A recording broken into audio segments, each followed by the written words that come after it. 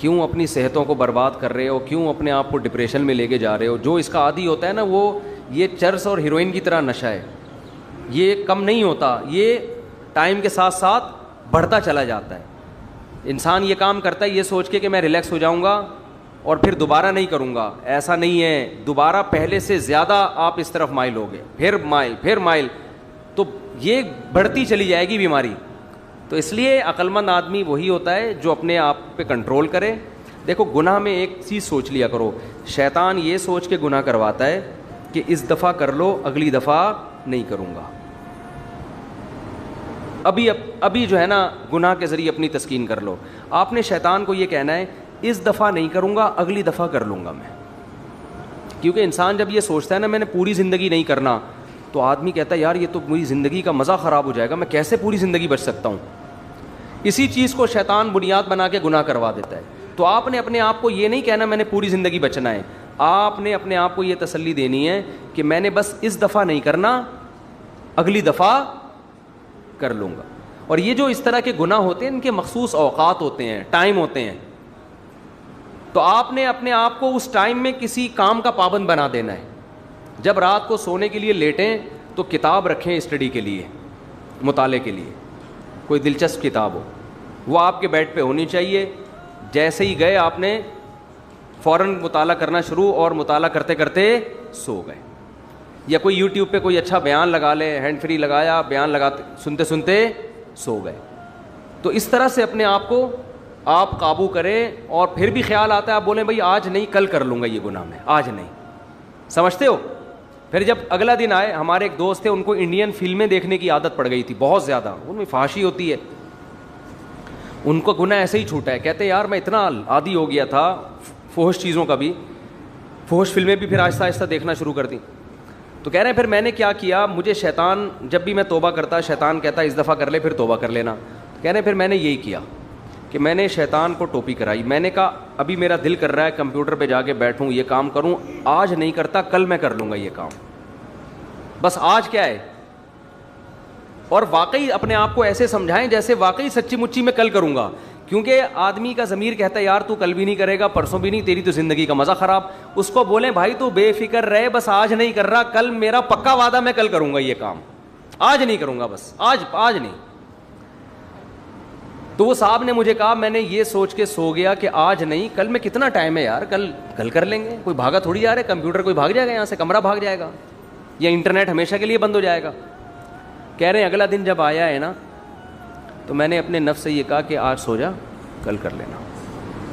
کہہ رہے ہیں یہ ایسا کارآمد نسخہ ہے کہ بالآخر مجھ سے وہ لت چھوٹ گئی. سمجھتے ہو گے نہیں سمجھتے, تو کرنا چاہو گے تو دنیا میں سب کچھ ہو سکتا ہے, نہیں کرنا چاہو تو جو کر رہے ہو کرتے رہو, بڈھے ہو کے خود ہی یہ چیزیں چھوٹ جائیں گی. صحیح ہے نا؟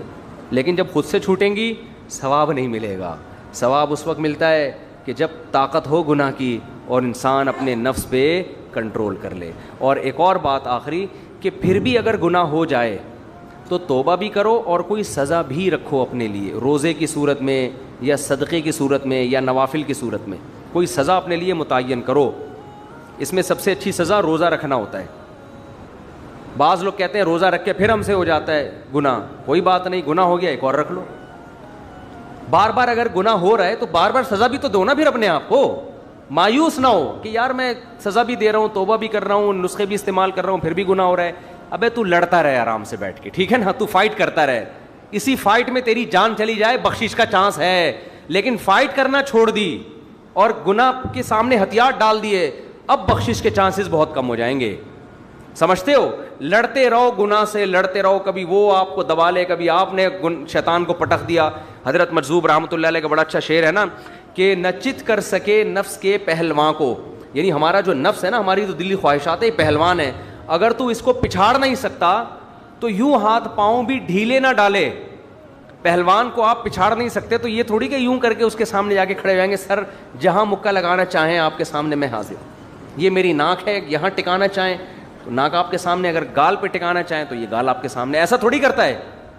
ہم نے تو اپنے آپ کو خواہشات کے حوالے ایسے کر دیا ہے کہ خواہشات سے کہا ہے جو گناہ ہم سے آپ کروانا چاہتے ہیں آپ کے لیے خصوصی پیکیج ہے, جو مرضی کروا لو ہم سے, ہم اپنی خواہشات کے خلاف نہیں چلیں گے. ہم نے اپنے آپ کو ایسا بنا دیا ہے. تو حضرت مجذوب رحمۃ اللہ علیہ جو مولانا اشرف علی تھانوی کے مرید تھے، انہوں نے بڑا پیارا شعر کہا، نہ چت کر سکے نفس کے پہلواں کو تو یوں ہاتھ پاؤں بھی ڈھیلے نہ ڈالے، ٹھنی اس سے ہے دشمنی عمر بھر کی، کبھی وہ دبا لے کبھی تو دبا لے. چلو کبھی وہ حاوی آ جاتا تو کبھی تو بھی تو ایک آدھ پنچ تو لگا یار. سمجھ میں نہیں آ رہی میرا خیال. آپ کو جب رنگ میں اکھاڑے میں لا کے کھڑا کر دیا ہے، مقابلہ ہو رہا ہے، تو جتنا بھی بڑا پہلوان ہو 2-4 مکے تو لگاتا ہے نا آدمی. چارلی چپلن کا ایک پروگرام دیکھ لو یوٹیوب پہ، وہ باکسنگ کے لیے اس کو لایا گیا کسی طاقتور کے سامنے، تو کیسا ہی فائٹ کی ہے اس نے. وہ پرانا تھا نا 1920 کا، بلیک اینڈ وائٹ آتے تھے اس زمانے میں. اب یوٹیوب پہ لوگ ویڈیو شیئر کر رہے ہیں تو پرانی چیزیں کھل رہی ہیں. تو اس کو ایک پاورفل کے سامنے لا کے کھڑا کر دیا. اب وہ بیچارہ کیا کرے. تو آپ اگر نہیں مکہ لگا سکتے تو بھائی کچھ تو ہلتا ہے نا، کچھ تو ہلو جلو، تو کچھ تو گناہ سے بچنے کی کوشش کرو. کبھی ایسا ہو کہ اس نے شیطان نے گناہ کروا لیا، کبھی شیطان کو بھی کبھی آپ نے پٹخ دیا. اسی پھڈے میں بھی اگر زندگی گزر گئی تو بھی شاید اللہ کی رحمت غالب آ جائے اور بخشش ہو جائے کہ یہ لڑتا رہا ساری زندگی، کمپرومائز نہیں کیا اس نے. جیسے اپوزیشن کبھی حکومت سے کمپرومائز کرتی ہے. پاکستان میں کبھی ایسا ہوا کہ چلو اس دفعہ تم نے حکومت کی ہے، 5 سال ہم تمہیں چیک کرتے ہیں، تم کر کے دکھاؤ، اگر اچھا رزلٹ آیا تو اگلی دفعہ ہم بھی تمہیں سپورٹ کریں گے. کبھی ایسا ہوا؟ جیسے ہی کوئی صدر یا وزیر اعظم بنا اپوزیشن نے اسی دن سے اس کی ٹانگیں ناڑے کھینچنا شروع کر. تو کام کرے گا کون جب کھینچا تانی میں ہی زندگی گزر جائے گی؟ تو حکومت پراپر طریقے سے کرے گا کون میرے بھائی؟ تو بس یہی چلتا رہے گا، امام مہدی اسی میں آئیں گے. ٹھیک ہے نا. وہ تو خیر کیا کہہ رہا تھا میں، تو نچت کر سکے نفس کے پہلواں کو تو یوں ہاتھ پاؤں بھی ڈھیلے نہ ڈالے، ٹھنی اس سے ہے دشمنی عمر بھر کی، کبھی وہ دبا لے کبھی تو دبا لے. تو گناہ اگر شیطان نے کروا بھی دیا نا تو سزا دو، اب نیکی کرو، صدقہ دو کچھ، اور پہلے سے طے کر لو بھائی تجھ سے یہ گناہ ہوا تو اتنے پیسے صدقہ کروں گا میں. ہمارے ایک شاگرد ہیں، تو انہوں نے کیا کہا، تکبیر اولیٰ سے پابندی نہیں ہو رہی تھی، اس نے کچھ اپنے اوپر رقم رکھ لی کہ یار جس دن تکبیر اولیٰ چھوٹ گئی اتنے پیسے صدقہ کروں گا. یعنی بھائی تکبیر اولیٰ کی پابندی شروع ہو گئی. تو عادت ڈالنی پڑتی ہے، اپنے آپ کو سزا دو. گناہ ہوتا ہے تو سزا دو اپنے آپ کو. جن کی فجر کی نماز جماعت سے رہ جائے، بولیں اس دن ہم ناشتہ نہیں کریں گے، تو اتنی سزا تو دو نا اپنے آپ کو. اس دن ناشتہ بولو گول. تو جب تکلیف ہوگی تھوڑی سی، دوپہر کھانا کھا لو، ہم نہیں کہہ رہے روزہ رکھ لو، کہہ رہے اتنی سزا تو دو یار. صبح جماعت جا رہی ہے تو ناشتہ تو گول کرو نا. حضرت حکیم اختر صاحب رحمہ اللہ تعالیٰ فرمایا کرتے تھے کہ کس منہ سے اس خدا کی نعمتوں کو کھاتے ہو صبح ناشتے میں، جس خدا نے کہا کہ میرے سامنے سجدہ کرو، سجدہ کرتے ہوئے وہ رب یاد نہیں آیا، اور پراٹھے کھاتے ہوئے اس کی نعمتیں استعمال کی جا رہی ہیں. تو غیرت کی بھی کچھ غیرت بھی کوئی چیز ہوتی ہے. جو خدا آج آپ جو خدا صبح ناشتے میں آپ کو مکھن پراٹھے چائے اور انڈے کھلا رہا ہے، اس خدا نے آپ سے کہا تھا کہ 2 رکعت میرے پاس آ کے سجدہ کر لو نماز میں. اس وقت تو پڑے ہوئے سو رہے تھے. تو فرماتے تھے منہ سے نوالا اترتا کیسے جن کی فجر کی نماز رہ جاتی ہے، وہ ناشتہ کرتے کیسے ہیں؟ تو ناشتہ گول کیا کرو جس دن فجر رہ جائے. مفتی صاحب میں جہاں کام کرتا ہوں وہاں لوگ کبھی مذاق اڑاتے ہیں جو برا لگتا ہے، اور کبھی الٹی باتیں کرتے ہیں، اور بچے بھی آج کل کے بہت بدتمیز، عزت نہیں کرتے. تو میں کیا کروں؟ سب سے لڑنا شروع کر دوں جو کہ ممکن نہیں ہے؟ اس حوالے سے تھوڑا موٹیویٹ کر دیں. بھائی آپ اپنے کام سے کام رکھو، کو بدتمیزی آپ کسی سے الجھو ہی نہیں. وہ کسی کو کون انسان بنا سکتا ہے آج کل؟ اپنے کام سے کام رکھو، بس دفتر جاؤ، کام کر کے گھر میں آ جاؤ. بیوی تمیز سے بات نہ کرو تو پھر کوئی بات بنتی ہے. اگر بیوی تمیز سے بات نہیں کر رہی تو وہ بھی صبر ہی کرنا ہے آپ نے. اپنا حج کر چکا ہوں، کیا والد کا بھی حج کر سکتا ہوں؟ ان کا انتقال ہو گیا اور اپنی زندگی میں حج نہیں. ہاں کر سکتے ہیں والد صاحب کی طرف سے. میرا اپنا بیٹا جہاں شادی کرنا چاہتا ہے وہ اچھے لوگ ہیں، فیملی بھی اچھی ہے. نہیں، نکاح جائز نہیں ہے جو آگے لکھا ہوا ہے. مفتی صاحب سوال یہ ہے کہ مجھے نیند میں اکثر بیشتر خواب میں سانپ دکھائی دیتا ہے، اس پر رہنمائی فرمائیں. دیکھو یہ اس کو لوگ مذاق سمجھتے ہیں. جس کو بھی نیند میں سانپ بچھو چھپکلی ڈرونے خواب آ رہے ہیں، میں یقین سے کہتا ہوں رات کو کھانا جلدی کھائے، تھوڑا کھائے، کھانے کے بعد زیادہ پیٹ بھر کے پانی نہ پیے، رات کو جب سوئے تو پیٹ بالکل ہلکا ہونا چاہیے اس کا, اور چت نہ لیٹے, ایسے چت کروٹ کے بل سوئے, پھر کوئی سانپ بچھو خواب میں نہیں آئے گا. سمجھتے ہو, نہ کوئی ڈرانا خواب آئے گا, بالکل آرام سے. اب چت لیٹنے سے بچنے کا طریقہ یہ ہے کہ آپ بعض دفعہ کروٹ کے بل لیٹتے ہیں, سوتے سوتے میں آپ سیدھے ہو جاتے ہیں, آپ کو پتہ نہیں چلتا. تو اس کا طریقہ یہ ہے کہ آپ کوئی پوٹلا باندھ لیں کمر پہ. پوٹلا ہوتا ہے نا بھائی, کوئی کپڑے کا گولا بنا کے پیچھے باندھ لیں تاکہ رات کو کمر سیدھی نہ ہو سکے آپ کی. تو حقیقت ہے جب بھی ڈراؤنا خواب آتا ہے نا, آپ دیکھ لینا آپ چت لیٹے ہوئے ہوگے ایسے سیدھے. کروٹ کے بل لیٹنے میں خواب نہیں آتے, اور پیٹ جب ہلکا ہوتا ہے رات کو تو خواب ڈراؤنے نہیں آتے. آپ خام خام ان خوابوں کی تعبیروں کے چکر میں پڑو گے, لوگ الو بنا کے آپ کو کچھ کا کچھ بنا دیں گے. آپ پہ سفلیات ہے, آپ پہ جادو ہے, آپ پہ ٹونا ہے, آپ پہ یہ ہے, آپ پہ وہ ہے, الو بنا کے آپ کا تباہ کے. اور اس میں سب برابر ہیں, کیا دیوبندی, کیا بریلوی, کیا اہل حدیث, جو بھی روحانی ٹوپی ڈرامہ ہے وہ سب یہی کام کر رہا ہے. تو اس میں دیوبندی, تبلیغی, جہادی, بریلوی, یہ سب چیزوں کی نہیں بحث کیا کرو, سب ایک ہی, اس معاملے میں آگے سب ایک ہی جیسے ہوتے ہیں. پھر لوگ کہتے ہیں آپ کے شیخ, میرے شیخ تو یہ کام اللہ کا شکر ہے نہیں کرتے, لیکن اگر بالفرض آپ کے شیخ ہیں تو بھائی ہمارے شیخ بھی, ہم اس چیز میں نہیں مانتے. شیخ اول تو اللہ کا شکر ہے ہم ایسے کوئی شیخ بناتے ہی نہیں نا جن میں یہ, تو ہمارے شیخ اس طرح کے نہیں ہیں. لیکن ایک مثال دے رہا ہوں کہ کوئی یہ کہے نا مفتی طارق مسعود کے بزرگ تھے وہ یہ کر رہے تھے, بھائی بزرگوں سے علم سیکھا جاتا ہے, اس کے علاوہ یہ ٹوپی ڈرامے یہ ٹوپی ڈرامے ہی ہیں. بعض دفعہ یہ ہوتا ہے کہ وہ بزرگ بیچارہ خود یہ سمجھ بیٹھتا ہے کہ مجھے کچھ آتا ہے, یہ فالٹ ہوتا ہے. وہ پھر وہ 2 نمبر بزرگ نہیں ہوتے 1 نمبر ہیں, لیکن وہ اس خوش فہمی میں مبتلا ہوتے ہیں کہ شاید ہمیں آتا ہے. وہ کچھ ایسے واقعات ہو جاتے ہیں ان کے ساتھ, تو وہ بھی غلط فہمی ہے. یہ خوب سمجھ لو, غلط فہمی میں بزرگ بھی آ سکتے ہیں. تو وہ یہ سمجھتے ہیں کہ میں نے یوں کیا تو یوں ہو گیا, تو اس کا مطلب جیسے وہ تبلیغی اجتماع میں وہ بڑے اچھے بزرگ بیان کر رہے تھے یار, وہ ان کا نام نکل گیا ذہن سے ابھی, جن کا بڑا خاندانی بیان ہوا تھا, مولانا عبید اللہ صاحب, بڑا زبردست بیان ہوا تھا ان کا. انہوں نے بڑی پیاری مثال دی کہ آپ اسٹیشن پہ کھڑے ہوتے ہو, ٹرین کو ہاتھ لگاتے ہو چل پڑتی ہے, ہاتھ لگاتے ہو رک پڑتی ہے. وہ تو ویسے اتفاق سے ہاتھ لگایا تھا چل. بھائی ٹرینیں اسٹیشن پہ ایسے تھوڑی چلتی ہیں یوں ایک دم چلنا, ہمارے یہاں تو ٹرینیں ایسے ہی چلتی ہیں, لگتا ہے کہ چل رہی ہے پھر پتہ چلتا ہے کہ نہیں چل رہی ہے, ڈرائیور کہیں گیا ہوا ہوتا ہے چائے پینے کے لیے. تو اب تو پھر بھی اچھا ہو گیا. خوشحال خان خٹک میں سفر کیا کبھی آپ لوگوں نے؟ اللہ دشمنوں کو بھی نہ کرائے. کراچی سے خوشحال خان خٹک میں آپ بیٹھ جاؤ, آپ اگر مرغی انڈے لے کر گئے ہو نا تو چوزے نکل جائیں گے وہاں پشاور پہنچتے ہوئے. تو ایسی ٹرینیں ہیں. علامہ اقبال تیز گام میں ایک دفعہ اپنے بچوں کو گھر والوں کو لے گیا, میں نے کہا تیز گام کا مطلب کیا ہے؟ اسپیڈ فل ہوگی, اسپیڈ بہت تیز ہوگی. پوری فیملی کو نا میں کراچی سے پنڈی لے گیا. اللہ کی پناہ بیٹھے بیٹھے تھک گئے, اللہ یہیں اسٹیشن پہ کہیں اتار دے, اب ہمارا اسٹیمنا ختم ہو گیا ہے, پہنچ ہی نہیں رہی بھائی. سورج نکل کے غروب ہو کے دوبارہ نکل کے غروب ہو رہا ہے. تھک گئے ہم بیٹھے بیٹھے نا. تو کچھ درمیان میں حالات ٹرینوں کے, کراچی لاہور والا جو سیٹ اپ ہے تھوڑا بہتر ہوا تھا, آپ کا پتہ نہیں, میرا خیال ہے ابھی شاید وہی ہو گیا. میں بچوں کو جہاز میں گھمانے کے, میں نے کہا چلو بچوں کو, پہلی دفعہ بچے جہاز میں, چھوٹے بچے نا وہ جہاز میں بیٹھے نہیں تھے, تو ہم نے کہا چلو ان کو میں لے کے جاتا ہوں, تھوڑا جہاز دکھاتا ہوں.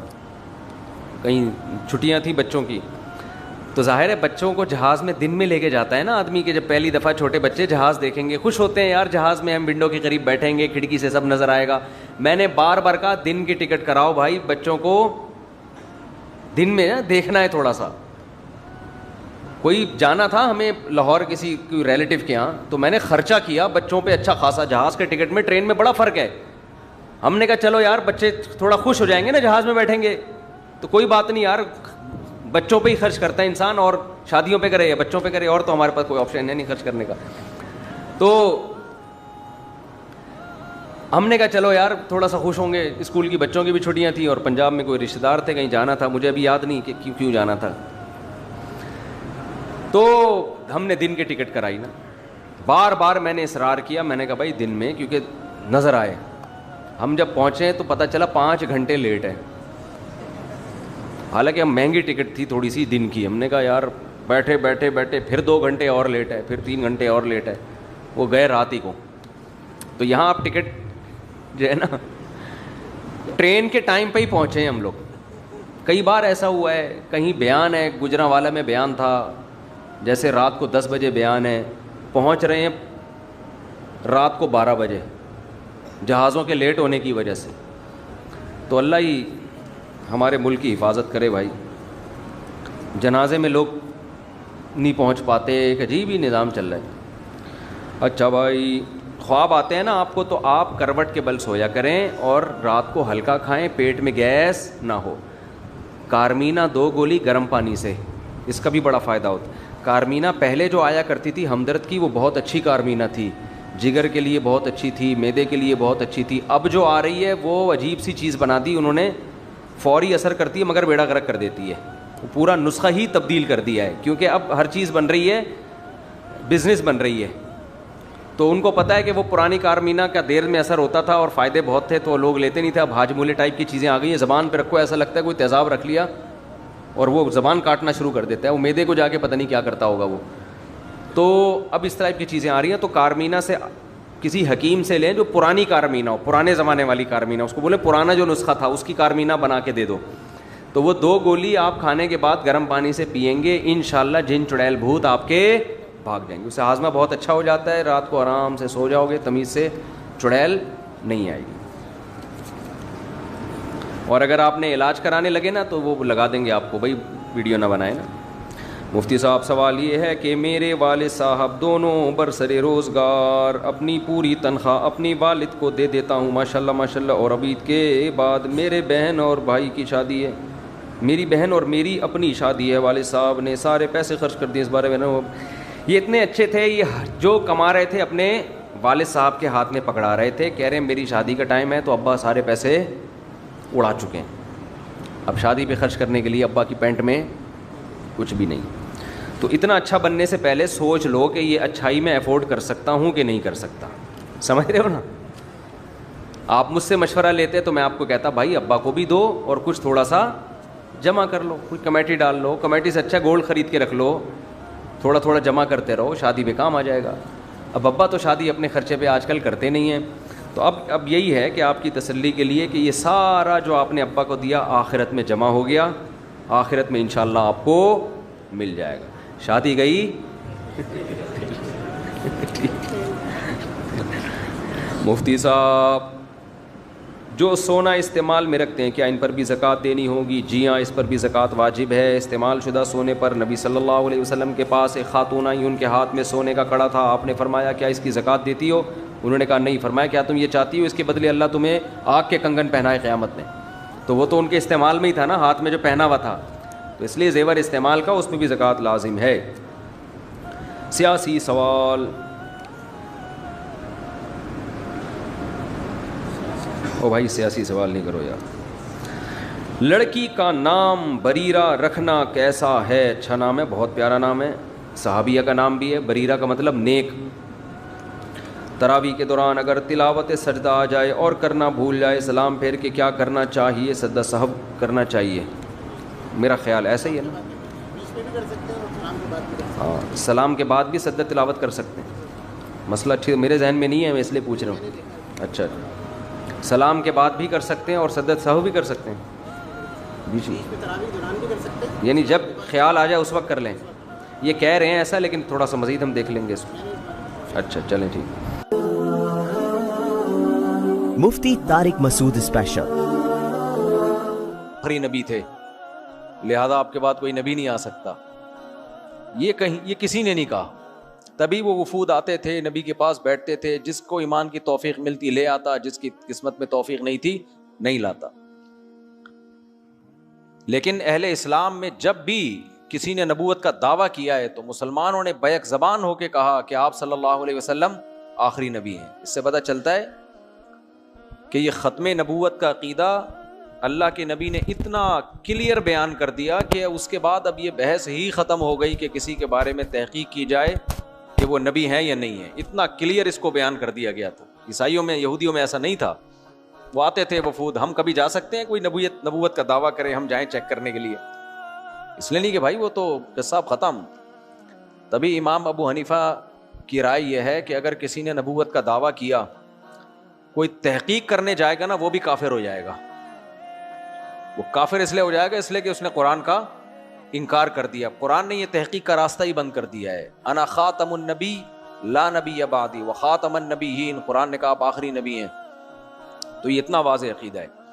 لیکن نبی صلی اللہ علیہ وسلم کے پاس عیسائیوں کے یہودیوں کے وفود آیا کرتے تھے، تو اللہ تعالیٰ نے یہ آیتیں نازل کی، اللہ لا الہ الا ہو، اللہ وہ ذات ہے جس کے سوا کوئی عبادت کے لائق نہیں ہے.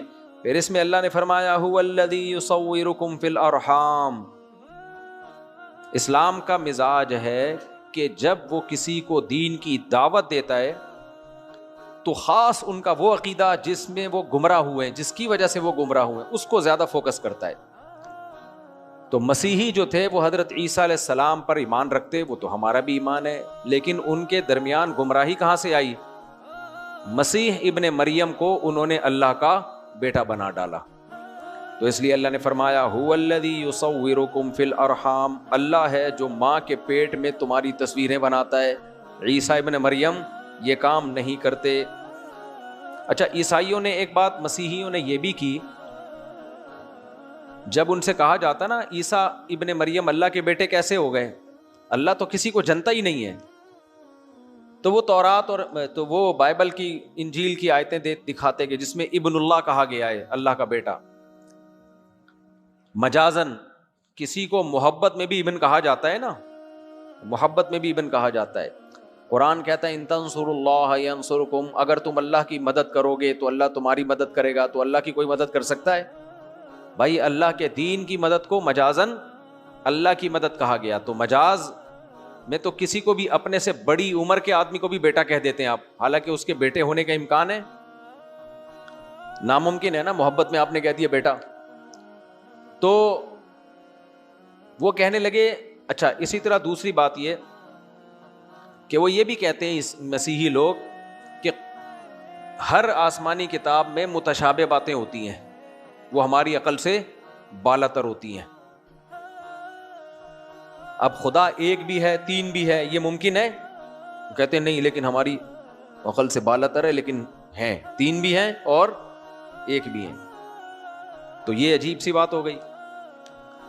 تو اللہ نے فرمایا هو الذی انزل علیک الکتاب منہ آیات محکمات، اللہ نے قرآن جو نازل کیا ہے اس میں بھی دو قسم کی آیتیں ہیں، کچھ متشابہ ہیں اور کچھ محکم ہیں. متشابہ آیتیں جن کا مفہوم واضح نہیں ہے تو ان کا وہ مطلب لیا جائے گا جو محکم پہ فٹ بیٹھ رہا ہو، جو محکم کے مطابق ہو. ایک آدمی صاف لفظوں میں کہتا ہے میرا کوئی بیٹا نہیں ہے، یہ محکم ہے، 2 اور 2 4 کی طرح. پھر وہ کسی کو بیٹا کہہ کے بلاتا ہے، اس سے پوچھا جاتا ہے یہاں بیٹے کا کیا مطلب ہے، تو وہ کہتا ہے یار میرا مقصد تھا محبت میں بیٹوں کی طرح ہے. تو اس کی جو مبہم بات تھی اس کی تفسیر ہم نے اس قول سے کی جو بالکل کلیئر ہے. سمجھ میں آ رہی ہے بات؟ تو اللہ نے قرآن میں فرمایا اللہ وہ ذات ہے جس نے محکم آیتیں بھی نازل کی اور متشابہ بھی.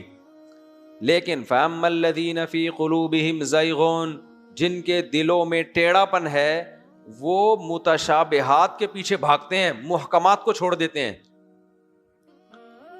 حالانکہ ان کو متشابہ آیتوں کا وہ مطلب بیان کرنا چاہیے جو محکم سے ثابت ہے، نہ کہ محکم کو تبدیل کر کے متشابہ کے مطابق کر لیں. اب قرآن میں آتا ہے کہ یوم یکشف عن ساق، قیامت کے دن اللہ اپنی پنڈلی کو ظاہر کرے گا. اب یہ متشابہ ہے بھائی، اس کی کیفیت کون جانتا ہے؟ بولو، اللہ جانتا ہے نا، اللہ کو پتہ ہے. والسماوات مطویات بیمینی، اس کے بائیں ہاتھ میں زمین ہوگی اور آسمان اس کے دائیں ہاتھ میں لپٹے ہوئے ہوں گے قیامت کے دن. اب کوئی یہ کہہ سکتا ہے کہ ایسے اللہ کا ہاتھ ہے اس میں اللہ نے ایسے چیزیں لپیٹی ہوئی ہوں گی؟ صحیح ہے نا. یہ متشابہ ہے. محکم کیا ہے؟ لیس کمثلہ شیء، اللہ جیسا کوئی بھی نہیں ہے، اس کو کسی پہ قیاس کیا ہی نہیں جا سکتا. اب یہ کہنا اللہ کا ہاتھ ہمارے ہاتھ جیسا ہے، اللہ کے ہماری پنڈلی کی طرح، اور پھر دلیل میں یہ قرآن کی آیتیں پیش کرنا شروع کر دے. اللہ خود کہہ رہے میری پنڈلی جس دن ظاہر کروں گا تو ایمان والے سجدے میں گر جائیں گے، اور میرے عرش کو 8 فرشتے اٹھائے ہوئے ہیں.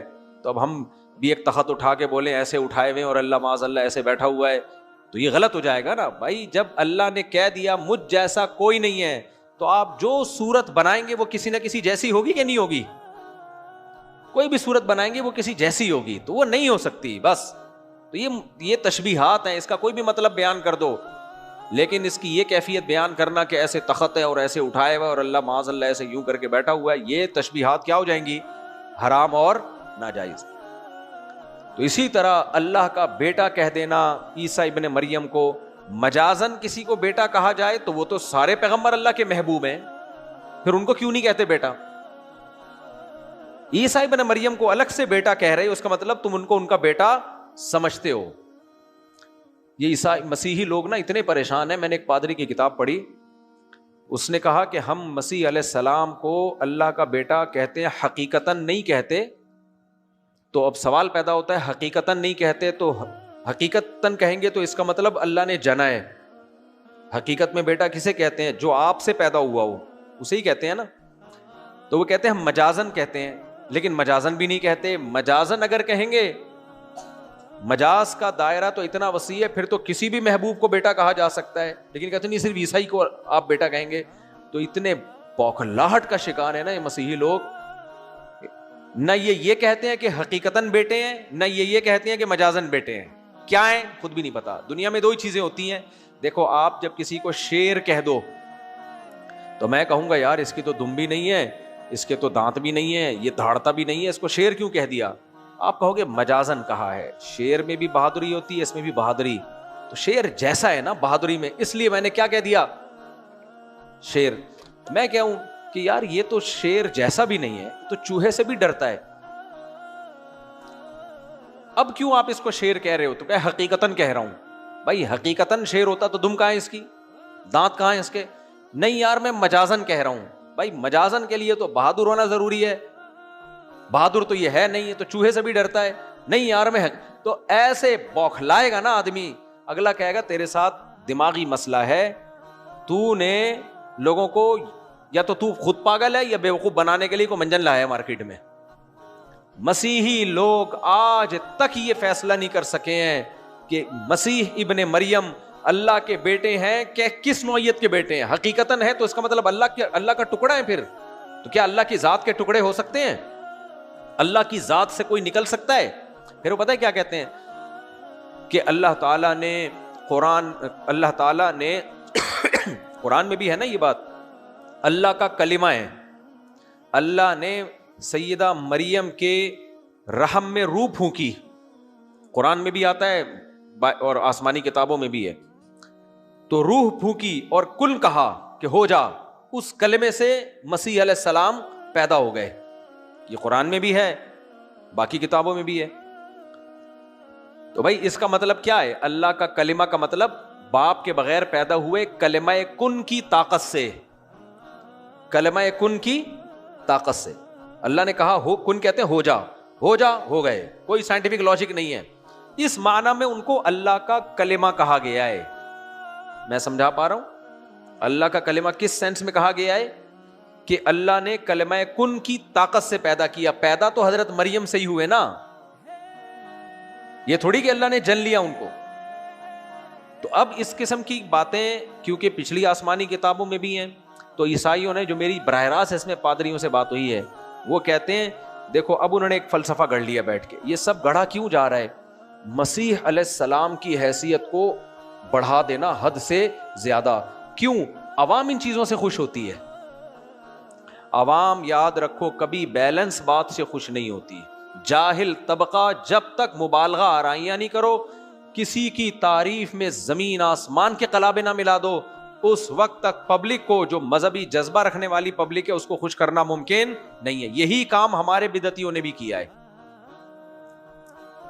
مسیحیوں نے کیا کیا؟ مسیح علیہ الصلوۃ والسلام کی شان بڑھاتے بڑھاتے بڑھاتے اتنا اوپر لے گئے, عوام میں نعرے بازی, وہی جیسے آج کل جلسے ہوتے ہیں وہی ہوتے ہوں گے اس زمانے میں. ہمارے والوں نے کیا کیا؟ اگر کوئی نبی کریم صلی اللہ علیہ وسلم کی سیرت بیان کرے, آپ کی جو اوریجنل سیرت ہے اس پہ اتنی شاباش نہیں ملتی جب تک آپ کی حیثیت کو بڑھا کے اللہ کے برابر لا کے نہیں کھڑا کر دے گا, اس وقت تک عوام سے اس کو فیور نہیں ملتا.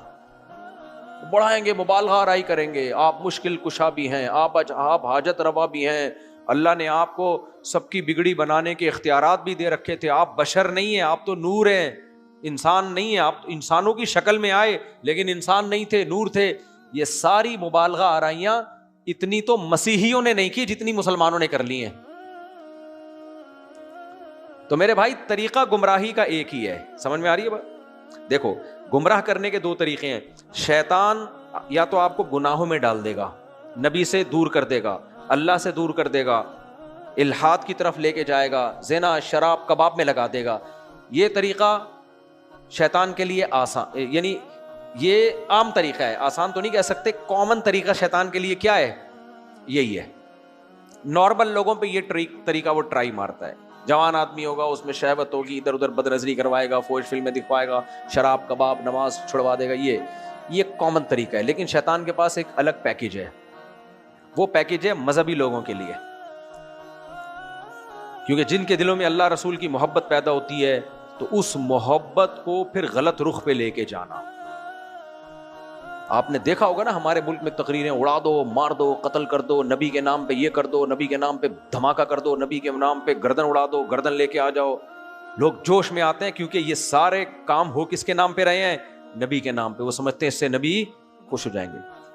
نبی کے نام پہ تھپڑ مار دیا اس کو, نبی کے نام پہ روڈ بلاک کر دیے, نبی کے نام پہ لوگوں کے جینا حرام کر دیا, نبی کے نام پہ گستاخی کا فتویٰ لگا کے. وہ جو آیا تھا ایک غیر ملکی جس نے بیچارے نے پوسٹر پھاڑا تھا, جس کو یہ نہیں پتا تھا کہ اس پہ اللہ کے نبی کا نام لکھا ہوا ہے, نہ اس کی توہین کی نیت تھی, اس کو مار دیا, جلا دیا اس کو. یہ سارے کام کس کے نام پہ ہو رہے ہیں, نبی کے نام پہ. تو یہ جو جذباتی لوگ ہوتے ہیں نا, یہ ان چیزوں سے متاثر, اور عوام میں اکثریت ایسی ہی ہوتی ہے. مولانا اشرف علی تھانوی رحمہ اللہ کے ایک ملفوظ ہمیشہ یاد رکھو کہ عوام محققین کے اکثر خلاف ہی ہوتی ہے. جو محقق علماء ہے نا, کیونکہ وہ ڈیپ میں تحقیق میں جا کے ایک بیلنس رائے قائم کرتے ہیں جو عوام کی سمجھ میں آتی نہیں ہے, کیونکہ نہ ان کے پاس وہ تحقیق ہوتی ہے, نہ ان کو اعتدال والی بات سمجھ میں آتی ہے. وہ کہتے ہیں یار کلابے ملاؤ, بس کیا ملاؤ, کلابے ملاؤ. تو یہ محبت, اس کی بالکل سادہ مثال ہے. ابا کے جنازے میں جو رو زیادہ رہا ہو اس کو لوگ سمجھتے ہیں اس کے دل میں محبت زیادہ تھی, حالانکہ ایک دھیلا اس نے خرچ نہیں کیا ہوگا, ابا کی خدمت نہیں کی ہوگی. جس بیچارے نے صبح شام خدمت کی اور صبح شام ابا کے, ہو سکتا ہے وہ 2 آنسو نکال رہا ہو, اس کے 2 آنسو اور وہ ضبط کر کے کھڑا ہوا ہو. بتاؤ لوگوں کو پسند کون آئے گا؟ آپ لوگ چپ کیوں بیٹھے ہو؟ وہ زیادہ پسند آئے گا جو ہی ہڑا. اب کوئی اس کو سائڈ پہ لے جائے, یار تجھے بڑا غم ہوا, مانتے ہیں, کیا کیا ہے تو نے ابا کے لیے؟ ابا 10 دن ہاسپٹل میں تھے تو کتنے گھنٹے تو ابا کے پاس جا کے بیٹھا ہے. جو تحقیق کرے گا نا وہ یوں ڈیپ میں جائے گا. ہو سکتا ہے اس نے کی بھی ہو اور رو بھی صحیح رہا ہو, صرف رونے سے متاثر نہیں ہوگا. وہ کہے گا یار میں دیکھوں خرچہ آغا خان سے یا کہیں بھی ہاسپٹل سے رسیدیں نکلوائے گا, یار خرچہ کس نے زیادہ کیا ہے. وہ تحقیق کرے گا, وہ تحقیق کرے گا, اس کے بعد ایک رائے قائم کرے گا اور رپورٹ پیش کرے گا کہ یار یہ رو تو بہت رہا ہے, اچھل اچھل کے کلابازیاں کھا رہا ہے, ایسا لگ رہا ہے کہ اگلا جنازہ اسی کا ہوگا اس گھر میں. لیکن رپورٹ یہ بتا رہی ہے, تحقیق یہ بتا رہی ہے کہ خدمت اس نے زیادہ کی ہے جو کم رو رہا ہے. لوگ پتہ ہی کیا کہیں گے, لوگ کہیں گے نا اگر اس نے محبت کی ہوتی 2 آنسو کیوں بنا کے ایسے بیٹھا ہوا ہے, یہ جو کلابازیاں کھا رہا ہے نا یہی ہے. اور یہ سب مولوی آپس میں ملے ہوئے ہیں, یہ تحقیق جو پیش کر رہا ہے نا یہ وہاں سے پیسے لیتا ہے. اس کو اس دوسرے نے جس کو کم رونا آ رہا ہے اس نے پیسے کھلائے ہیں. عوام کا یہ مزاج ہے, سمجھ رہے ہو کہ نہیں سمجھ رہے؟ تو آپ اس مزاج کو ختم کرو, یہ کوئی اچھا مزاج نہیں ہوتا. تو ساری گمراہیاں اسی بیس پہ پیدا ہوئی ہیں, کسی سے عقیدت میں پاگل یا کسی سے محبت میں پاگل. تو اب کیا مسئلہ ہے, میں اس ٹاپک کو اس لیے اچھال رہا ہوں کہ یہی گمراہی اس امت میں بھی آئی ہے. نبی نے کب کہا کہ میرے نام پہ بندوں کو قتل کرنا شروع کر دو؟ نبی کے دور میں جو گستاخیاں ہوئی ہیں تو کس نوعیت کی گستاخیاں تھیں؟ گستاخی کرنے والے کی نیت تھی یا نہیں تھی؟ اس کے سابق اعمال کیا بتاتے ہیں کہ وہ گستاخ ہو بھی سکتا ہے کہ نہیں ہو سکتا؟ زبان کی مسٹیک ہے, لڑکھڑاہٹ ہے, بولنا کچھ چاہ رہا تھا نکل کچھ گیا, یا کوئی علمی غلطی ہے, تعبیر کی غلطی ہے, 20 احتمالات ہیں. نہیں, نبی کے نام, نبی جو ہیں ہم نبی کے عشق میں پاگل ہیں. صحابہ کیا پاگل ہوئے تھے؟ معاذ اللہ. نبی صلی اللہ علیہ وسلم نے فرمایا ایک شخص کی سواری گم گئی, ایک شخص کی سواری گم گئی. اور دوبارہ ملی تو وہ اتنا دماغ اس کا آؤٹ ہوا کہ غلطی سے اس کی زبان سے خوشی سے یہ نکلا اللہ تو میرا بندہ میں تیرا خدا. یہ حدیث کے الفاظ ہیں. نبی نے فرمایا اتنا محبت میں, اللہ کی محبت میں اس کا دماغ آؤٹ ہو گیا کہ وہ کیا کہہ رہے, اے اللہ تو میرا بندہ اور میں تیرا خدا. ہم وہاں کھڑے ہوتے سر قلم, جبکہ ہمارے نبی تو اس کی فضیلت میں حدیث سنا رہے ہیں. کتنا دل اس کے دل میں اللہ کی محبت کہ اس بیچارے کو یہ سوچے بغیر کہہ رہا ہے. یہ غلطیاں سب سے ہوتی ہیں. تو خیر مبالغہ آرائیاں اڑا دو پھوڑ دو, اور عمل دیکھو زیرو, عمل میں زیرو. تو خیر, تو اب عیسائیوں نے کیا کیا, مسیحیوں نے کیا کیا, انہوں نے یہ کیا کہ انہوں نے کہا, وہ جو پادری سے میری ڈائریکٹ بات ہوئی تھی, کہا کہ دیکھو ہر پیغمبر سے معاذ اللہ گناہ ہوا ہے. آدم علیہ السلام سے غلطی ہوئی, اس کو وہ گناہ کہہ رہے تھے, غلطی ہوئی, جنت کا پھل کھا لیا, ٹھیک ہے نا.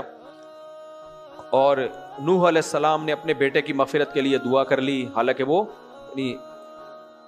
وہ تو کافر تھا, اور کہا کہ اللہ تو اس کو تو نے کیوں نہیں بچایا, کشتی میں کیوں نہیں لے کر آیا اس کو. وہ ان سے بھی غلطی ہوئی. پھر یونس علیہ السلام سے غلطی ہوئی, اللہ کی اجازت کے بغیر وطن چھوڑ دیا. موسیٰ علیہ السلام سے غلطی ہوئی, ایک بندے کو مکہ مارا تھا, بندہ کلٹی, ٹھیک ہے نا. اس طرح کی غلطیاں وہ بیان کرنے لگے. تو پھر اللہ نے سوچا کہ ایک ایسا پیغمبر جو معصوم ہو, جو تمام غلطیوں سے پاک. تو چونکہ بشر میں غلطیوں کا امکان ہوتا ہے, اس لیے اللہ نے اپنا کلمہ مریم کے پیٹ میں رحم میں ڈالا, سیدہ مریم کے, اور وہ کلمہ جسم بن کے دنیا میں آیا. تو وہ اللہ کا کلمہ, یعنی اللہ ہی کی ذات سے نکلا ہوا ایک کلمہ ہے. کتنی پیچیدہ فضول بات ہے یا نہیں ہے؟ کیا مطلب اللہ کا کلمہ مجسم ہوا؟ بھائی یہ جو اللہ نے قرآن میں یا تورات میں کہا ہے کہ عیسیٰ اللہ کے کلمہ ہیں, تو کلمہ کا مطلب کلمہ کن کی طاقت سے پیدا ہوئے ہیں, اس لیے ان کو مجازن اللہ کا کلمہ کہا گیا. کہتے نہیں, ہم کہتے ہیں نا کہ یہ تو فلاں نے اپنی قدرت سے پیدا کیا, یہ تو اس کی قدرت ہے. یہ کیا ہے؟ اس کی قدرت ہے, کیونکہ ایک عام روٹین سے ہٹ کے بنائی ہے. یہ تو اس کا کمال ہے. اب آپ کو اللہ کا کمال, اللہ کی ایک صفت ہے, وہ اللہ کی ذات سے وہ صفت نکل کے جسم بن کے دنیا میں آ گئی. عجیب سی بات ہوگی کہ نہیں ہوگی؟ میں کہوں کہ یار دیکھو یہ فلاں سائنٹسٹ کا کمال ہے, اور یہ جو موبائل ہے, یہ جو آئی فون کی بات کر لیتے ہیں یا سیمسنگ کی بات کر لی, یہ سیمسنگ کمپنی کا ایک کمال ہے, یہ اس کا کیا ہے؟ کمال ہے. اب کوئی کہے کہ سیمسنگ کمپنی کا جو کمال ہے نا, یہ کمال ہے سیمسنگ کمپنی کی ایک صفت, یہ اس کی صفت کمال ہے, اور یہ کمال موبائل بن کے دنیا میں آ گیا. تو کیا بات ہوگی بھائی اس کو؟ تو سیدھی سیدھی بات کو اتنا آڑا ترشا کیوں لے رہے ہو؟ اللہ کا کلمہ ہے, اللہ نے کہا کن ہو جا. یہ بتایا کیوں اللہ اپنا کلمہ کہہ رہے؟ یہودیوں پہ رد کرنے کے لیے. یہودی کہتے تھے بغیر باپ کے کوئی پیدا نہیں ہو سکتا, تو اللہ نے کہا میں نے اپنے کلمہ کن کن کہا اور عیسیٰ کو پیدا کر دیا, تو یہ میرا کلمہ ہے, میرے کلمہ کن کی طاقت سے پیدا ہوئے ہیں انسان ہی, مریم نے جنا ان کو. رہا یہ مسئلہ, مسیحی لوگ کہتے ہیں کہ بغیر باپ کے تو انسان پیدا نہیں ہو سکتا, بغیر باپ کے تو انسان پیدا نہیں ہو سکتا, تو معاذ اللہ, اللہ ان کے فادر ہیں, نقل کفر, کفر نباشت. تو اللہ نے انہی آیتوں میں جو آج ہم نے تراویح میں پڑھی ہیں اتنا پیارا جواب دیا. فرمایا ان مثل عیسیٰ عند اللہ کمثل آدم. کینیڈا میں ایک کرسچن ملا مجھ سے جو مسلمان ہوا تھا, اتنی بڑی داڑھی اس کی, میں نے اس کے ساتھ پوڈ کاسٹ بھی کی ہے. انگریز تھا, بیوی بھی ماشاءاللہ پردے میں, اور بچے بچے بھی سارے ہم لوگ سے زیادہ نیک بن جاتے ہیں جب یہ لوگ مسلمان ہوتے ہیں نا. ہمارا وہ ایک رائمنڈ میں ایک انگریز مسلمان ہو کے آیا تو بڑی لمبی نماز پڑھتا تھا. ہمارے یہاں دارالفتہ میں بھی پہلے زمانے میں بڑے انگریز آیا کرتے تھے, ورلڈ ٹریڈ سینٹر سے پہلے بہت اچھے حالات تھے نا, لوگ آئے تھے, اتنی لمبی نماز پڑھتا تھا وہ, ایسے خوبصورت نماز تھی اس کی. تو ریونڈ میں اسی طرح ایک مسلمان ہوا نا, نماز بڑی لمبی لمبی پڑھتا تھا. تو اس نے ایک دن کسی سے پوچھا کہ یار تم لوگ اتنی جلدی کیسے پڑھ لیتے ہو؟ تو اس نے بولا اصل میں ہمارا اللہ سے کنیکشن بہت پرانا ہے, تمہارا بھی نیا نیا, تمہیں وہ کنیکشن قائم کرنے میں تھوڑا ٹائم لگتا ہے. جب پرانے ہو جاؤ گے نا تو ہمارے جیسے ہو جاؤ گے, تمہیں کنیکشن بحال ہونے میں ٹائم لگتا ہے نا, ہمارا تو پرانا کنیکشن ہے, ٹھک ٹھک ٹھک ہو گیا بحال. تو مجھے کینیڈا میں ایک مسیحی ملا, اس نے مجھے کہا آج کی آیتیں نا مسیحی مذہب سے متعلق زیادہ ہیں. کہتا ہے میں پڑھتا تھا بائبل اور چرچ بھی جاتا تھا, باتیں بھی سنتا تھا. ایک دن کہتا ہے میں تبلیغی جماعت آئی ہوئی تھی, اس میں بیٹھ گیا, تو تعلیم چل رہی تھی فضائل اعمال کی, تو میں نے کہا چلو ٹرائی کرتے ہیں. پھر کہتے ہیں انہوں نے مجھے قرآن کا ترجمہ دیا, تو کہہ رہے میں نے جب ترجمہ پڑھا تو میری تو آنکھیں کھل گئیں. کہہ رہے ہیں اس کی باتیں تو بڑی کلیئر ہیں, 2 اور 2 4 کی طرح, کوئی پیچیدگی نہیں ہے, صاف ستھری آیتیں ہیں. یہ کیسے بھائی؟ وہ بیچارہ آسمانی کتابیں پڑھ پڑھ کے یہ سمجھنے لگا تھا کہ آسمانی کتابیں سمجھنا کسی کے بس کی بات ہے ہی نہیں. خدا کی قسم قرآن کے علاوہ جتنی مذہبی کتابیں ہیں نا, چاہے وہ آسمانی ہو چاہے غیر آسمانی, ہندوؤں کی ہو یا کسی کی, آپ 4 صفحے پڑھیں آپ کی سمجھ میں ہی نہیں آئے گی, سمجھ میں ہی نہیں آئے گا. قرآن کتنا 2 اور 2 4 کی طرح کلیئر ہے. تو اب مسیحیوں کو قرآن کہتا ہے کہ تم بار بار یہ کہتے ہو بغیر باپ کے کیسے پیدا ہو گئے, بغیر باپ کے کیسے پیدا ہو گئے. اللہ نے فرمایا ان مثل عیسیٰ عند اللہ کمثل آدم, عیسیٰ کی مثال اللہ کی نظر میں ایسی جیسے آدم کی. آدم تو باپ اور ماں کے بغیر پیدا ہوئے, ان کو خدا کا بیٹا نہیں کہتے, ان کی تو پھر بھی ماں تھی, تو ان کو کیوں بیٹا کہہ رہے ہو خدا کا. خلقہ من تراب, مٹی سے بنایا ہے, ثم قال له کن, کہا ہو جا, فیکون, ہو گئے. تو وہ جو باپ اور ماں کے بغیر پیدا ہوئے وہ خدا نہیں ہے نا, خدا کے بیٹے ہیں. اور جو صرف باپ کے بغیر پیدا ہو گئے ان کو کیا کہہ رہے ہو, ان کو خدا کہہ رہے ہو. تو اللہ نے کوئی حضرت عیسیٰ جو اللہ کے کلمہ ہے, کیا مطلب, اللہ نے کلمہ کن کی طاقت سے آپ کو پیدا کیا ہے. پھر اللہ نے بیان کیا اس میں کہ فرمایا جو متشابہ کے پیچھے لگتا ہے, یہ بھی ایک پوائنٹ کی بات ہے. جیسے قرآن میں کچھ آیتیں واضح ہیں, کچھ مبہم ہیں, تو مبہم آیتوں کا وہ مفہوم بیان کیا جائے گا جو واضح کے سے میچ کر رہا ہو. اسی طرح یاد رکھو علماء, بزرگ اور جتنے مشائخ گزرے ہیں, ان کی کچھ تعلیمات بالکل واضح ہوتی ہیں, کچھ جملے ان کی زبان سے ایسے نکل جاتے ہیں جو زو معنی ہوتے ہیں. تو جو فتنہ پرست لوگ ہیں نا یوٹیوب پہ بیٹھے ہوئے ہیں, وہ ان کی اس بات کو نہیں لیتے جو صاف ہے, وہ اس بات کو لیتے جس کے 2 مطلب نکلتے ہیں اور پھر فتنہ کرتے ہیں. یہ دیکھو انہوں نے اپنی کتاب میں یہ لکھا, یہ دیکھو انہوں نے اپنی کتاب میں یہ لکھا, یہ دیکھو انہوں نے کتاب میں یہ لکھا, دیکھو یہ تو شرک کر رہے ہیں, یہ تو مشرک ہیں. بھائی جو ان کی توحید کی بات ہے اس کو اصل مانا جائے گا, اور جو انہوں نے بات کی ہے اس کو اس میں تعویل کی جائے گی. تو قرآن کہتا ہے فتنہ پرست لوگوں کا کام ہوتا ہے متشابہ پیچھے لگنا اور محکمات کو چھوڑ دینا. جتنی اس طرح کی آیتیں, اللہ حدیث میں آتا ہے رات کے آخری حصے میں اللہ آسمان دنیا پہ آ جاتا ہے, یہ محکم ہے یا متشابہ ہے؟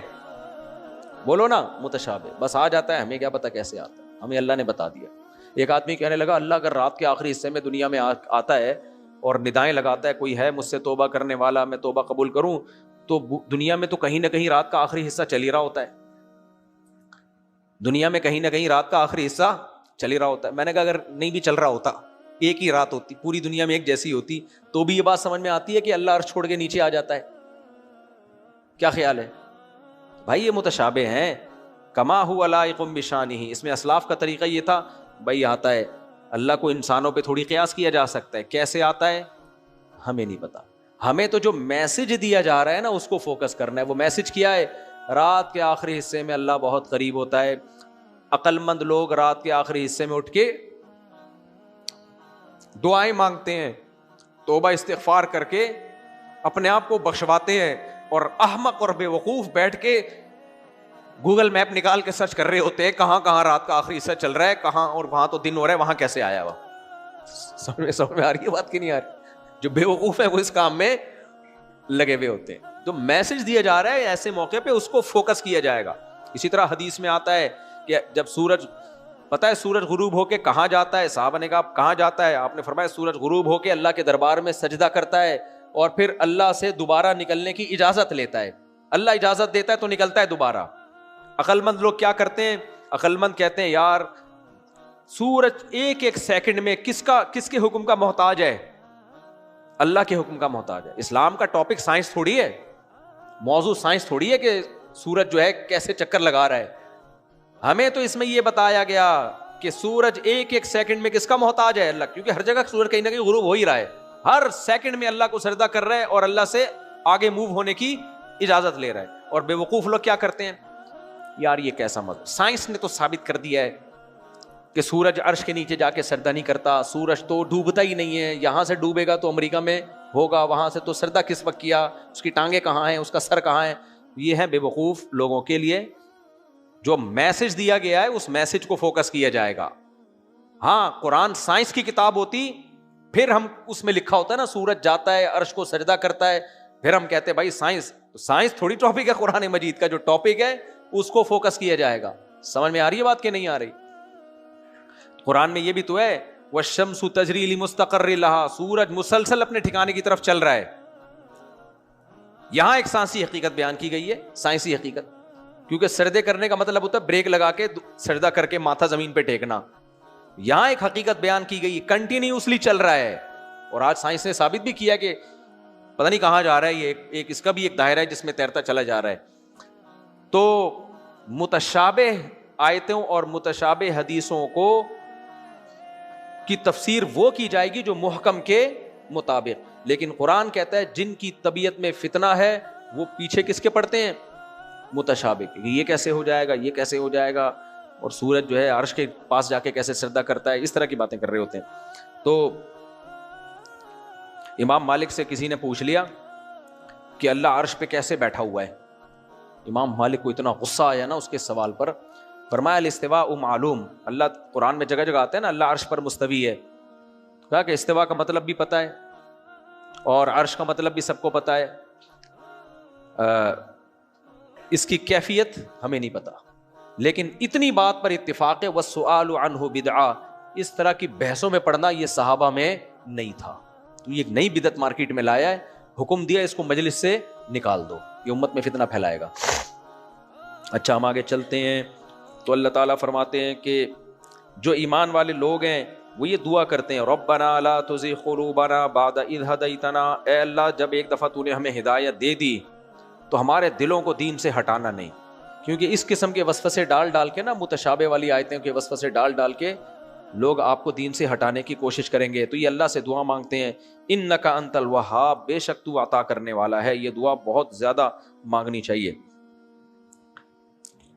اللہ نے اس میں ایک اہم آیت یہ بھی ہے زُیِّنَ لِلنَّاسِ حُبُّ الشَّهَوَاتِ مِنَ النِّسَاء، اللہ کہتے ہیں ہم نے لوگوں کے لیے خواہشات کی محبت مزین کر دی ہے، خواہشات کھینچتی ہیں اپنی طرف، ان میں اللہ نے سب سے پہلے ذکر کیا النساء، عورتیں۔ آدمی کو سب سے زیادہ جس طرف لپکتا ہے وہ کیا ہے؟ آج نوجوانوں کا سب سے بڑی ٹھرک اور مسئلہ کیا ہے؟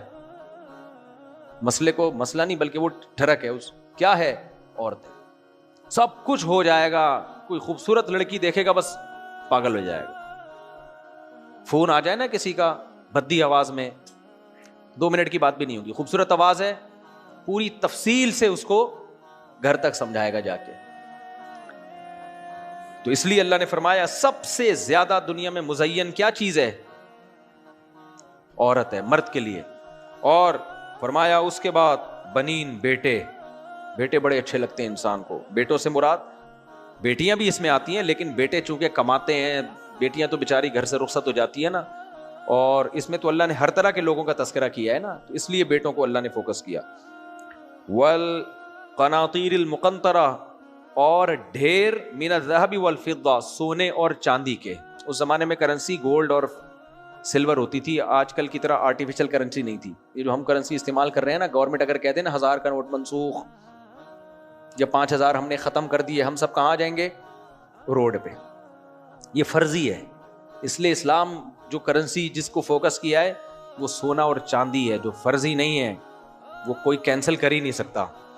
اس لیے اللہ نے فرمایا سونے چاندی کے ڈھیر، والخیل المسومہ، نشان زدہ گھوڑے یعنی سواریاں، والانعام والحرث، چوپائے، کھیتیاں، جو بھی آپ کے سورس آف انکم ہے۔ اللہ فرماتے ہیں ذالک متاع الحیات الدنیا، بڑی مزے کی چیزیں ہیں، لیکن ایک بات میں ان کے بارے میں تمہیں بتاؤں، یہ ایسے ہے، یہ بالکل ایسے جیسے کوئی آپ کے پاس آئے، آپ کو کسی سے بڑا عشق تھا، بہت کوئی خوبصورت لڑکی تھی، پاگل ہوئے ہوئے تھے آپ، اس کی یادوں میں پاگل ہو گئے تھے، تو کوئی آپ کا دوست آیا اور آپ سے کہنے لگا یار وہ لڑکی نا کل ملنے کے لیے آ رہی ہے، میرے گھر پہ میں نے چائے پہ اس کو بلایا ہے اور تو بھی آ جا۔ آپ ایک دم پاگل ہو گئے کہ نہیں ہو گئے خوشی سے؟ ابے نہیں یار، ہوگا کہ نہیں یہ کنڈیشن.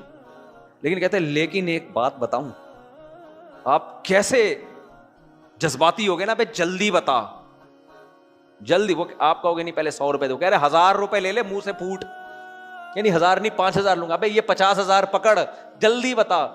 بات یہ کہ اس کی شادی ہو چکی ہے, کیا خیال, کیا رہ جائے گا؟ بولا کہ لعنت, میں کیا کروں گا چائے پی کے. یہی ہوگا کہ نہیں ہوگا؟ ہم اس دنیا کے ایک پہلو کو دیکھتے ہیں, گاڑیاں, بنگلے, اور شوبز کی دنیا میں جو عزتیں مل رہی ہیں, چاروں طرف رنگ رلیاں, میوزک, شراب, کباب, پیسہ, بڑی زبردست دنیا ہے بھائی. زرداری, استغفر اللہ, یعنی پیسہ. ایک تو میرے منہ سے رمضان میں بھی ایسی ایک دم پتہ نہیں کیوں نکل جاتا ہے. تو یہ سب عیش و عشرت, تو اللہ کہتے ہیں ذالک متاع الحیات دنیا, یہ دنیا کا تھوڑا سا سامان ہے, ختم. یعنی ایسے ہی ہے جیسے کسی لڑکی کو بلایا اور کہا کہ اس کی منگنی ہو چکی ہے, رخصتی ہونے والی ہے, کل اس کی شادی ہے, کل اس کی تھوڑے دن کے لیے ہے بس یہ, اور کل یہ کسی اور کی ہونے والی. تو اللہ کہتے ہیں یہ بہت اٹریکٹیو دنیا ہے. اللہ خود مانتے ہیں بھائی بڑے مزے کی دنیا ہے. لوگ کہتے ہیں نا گناہ نہیں چھوٹتا, گناہ نہیں چھوٹتا, اللہ مانتے ہیں. لیکن اللہ کہتے ہیں اتنا بتا دوں کہ ختم, فنا ہونے والی چیز ہے.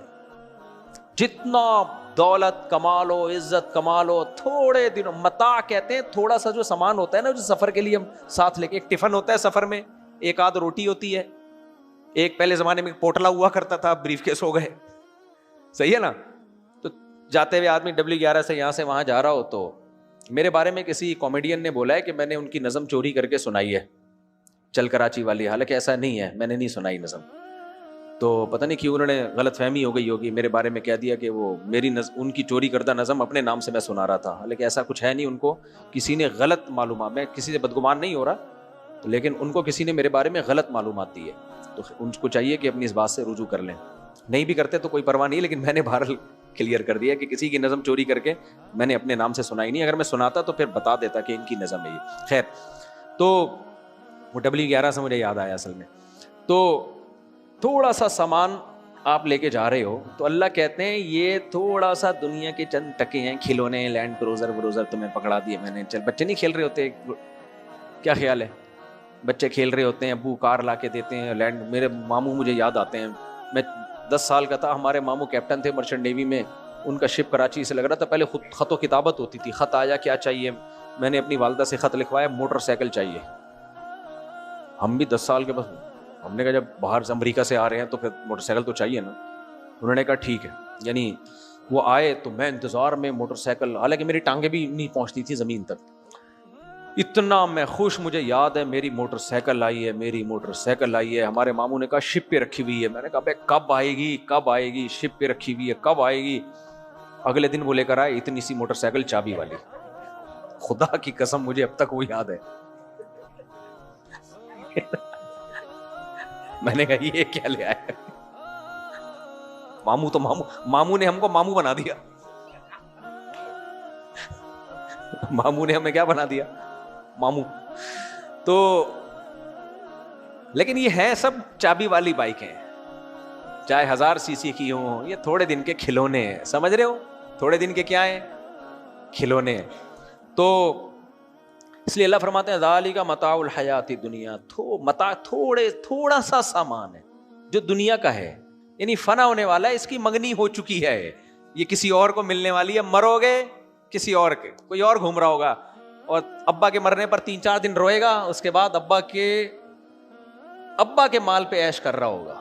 اور یہ کون سا تھوڑے دن عیش کرے گا, یعنی یہ کون سا زیادہ عیش کرے گا.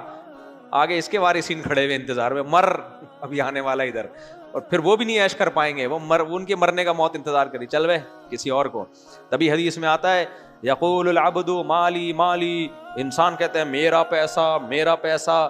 اللہ کہتے ہیں تیرا پیسہ صرف وہ ہے جو کھا کے ختم کر دیا. جو بریانی پھوڑ دی نا, جو بھنڈی تو نے کھا لی ہے وہ تیری تھی, اس کی لذت تو نے حاصل کر لی, اور جو پہن کے پرانا کر دیا استعمال میں آ گیا. باقی پراپرٹیاں جائیدادیں یہ سب تیرا تھوڑی ہے, اتنا تو نے سریا اس میں ڈالا ہے. اپنی عمر تو دیکھ تو, اپنی ہڈیوں میں اتنا سریا تھوڑی ہے تیرے کیلشیم تو ختم ہو رہا ہے, تو بس یہ تیرا نہیں ہے, تھوڑے دن انجوائے کرے گا, پتلی گلی سے نکل لے گا. تو اس لیے فرماتے ہیں اللہ تعالیٰ یہ بہت اٹریکٹیو ہے, لیکن اس میں ایک بڑا فالٹ یہ ہے کہ اس دنیا کی منگنی ہو چکی ہے, تیرے ہاتھ سے یہ جانے والی ہے, لہذا مل جائے ٹھیک ہے, نہیں ملے تو بھی ٹھیک ہے. فنا ہونے والی چیزوں سے دل تھوڑی کوئی لگاتا ہے, پاگل کے بچے ہوتے ہیں جو بھاگنے والی چیزوں سے دل لگائیں. تو اس لیے اللہ فرماتے ہیں قل انبئکم بخیر من ذالکم, اے اللہ پھر دل کس سے لگائیں, پھر جب اس سے دل نہیں لگانا تو دل تو نے دیا کیوں ہے؟ کیا خیال ہے؟ سوال پیدا ہوتا ہے نا کہ جب اس دنیا سے دل نہیں لگانا, اتنی خوبصورت دنیا سے, تو پھر لگانا, پھر دل کیوں دیا تو نے؟ ہے بھائی, پھر دل تو نے, یعنی بالکل ایسا ہی ہے جیسے کسی نے آپ کو اپنے گھر بلایا کھانے کے لیے, اور یہ بھی رکھ دیا وہ بھی رکھ دیا, اور کہتے یہ نہیں کھانا, تو پھر تو جب یہ نہیں کھانا ہے تو بلایا کیوں ہے تو نے ہمیں بھائی؟ تو پھر وہ اندر سے نئی ڈش نکال کے لائے گا, یہ کھانا ہے آپ کے لیے, یہ دمبے کی کڑھائی چربی میں دیسی گھی میں. سمجھدار ہو نا تم لوگ, یہ سب باتیں میں مثالیں اس قسم کی کیوں دے رہا ہوتا ہوں. دوبارہ سے, آپ کسی کے گھر میں گئے, اس نے چکن بریانی لا کے رکھ دی, میں اپنی مثال دوں نا, مجھے کسی نے بلایا کھانے کے لیے, چکن بریانی لا کے رکھ دی. کیا رکھ دی لا کے؟ چکن بریانی,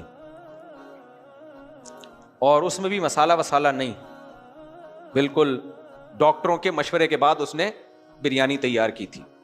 وائٹ یعنی چکن میں کوئی فیٹ ویٹ بھی نہیں, بس چکن چاول, اور مجھے کہہ رہے یہ کھانا نہیں ہے, آپ نے یہ کھانا نہیں ہے. مجھے غصہ نہیں آئے گا؟ کمبخت تو نے پھر بلایا کیوں ہے مجھے؟ کھانا نہیں ہے تو بلایا کیوں تو نے مجھے, اور دعوت پہ کھانے کا لیبل کیوں لگایا, کھانے کی دعوت؟ تو کہے گا بھائی آپ کے لیے الگ چیز, پھر وہ بیف بریانی لے کر آئے گا میرے لیے, دمبے کی بریانی لے کر آئے گا میرے لیے, بھنڈی لے کر آئے گا میرے لیے, دمبے کو اسی کی چربی میں پکا کے لے کر آئے گا میرے لیے. سمجھ میں آ رہی ہے بات کہ نہیں آ رہی؟ تو پھر میں مانوں گا ہاں یار وہ نہیں تھی یہ ہے. لیکن اگر وہ نہ یہ دے رہا ہے اور نہ وہ کھانے دے رہا ہے تو میں بولوں گا نا پھر رکھا کیوں میرے سامنے لا کے؟ مجھے ترسانے کے لیے رکھا ہے, سڑانے کے لیے رکھا ہے.